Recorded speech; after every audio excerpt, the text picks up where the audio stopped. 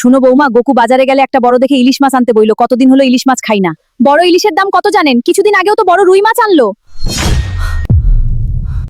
বাজার ব্যাগ দাও।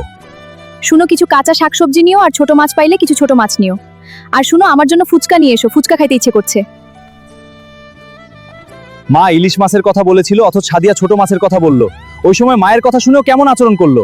নিজের ফুচকার কথা ঠিকই বলল, অথচ মায়ের ইলিশের কথা বলল না। আজ বাজারে কম দামে ইলিশ বিক্রি হচ্ছিল, তাই একটা ইলিশ নিয়ে আসলাম। আমার ফুচকা কই? এ রে, তোমার ফুচকার কথা ভুলে গিয়েছি। ফুচকা ছাড়া কিছুই চাই না। এই শোনো না। শুনো, আজকেই আমি বাপের বাড়ি যাব। তুমি গেলে চলো, নয়তো আমি একাই যাব। হায়রে সাদিয়া, সামান্য ফুচকার জন্য রাগ করে বাপের বাড়ি যাবা? তানত কি, তুমি কি আমার মন বুঝো কখনো? আমি কি চাই সেটা জানার চেষ্টা করো কখনো? মা কেমন আছেন আপনি? ভালো আছি বাবা, ভিতরে চলো।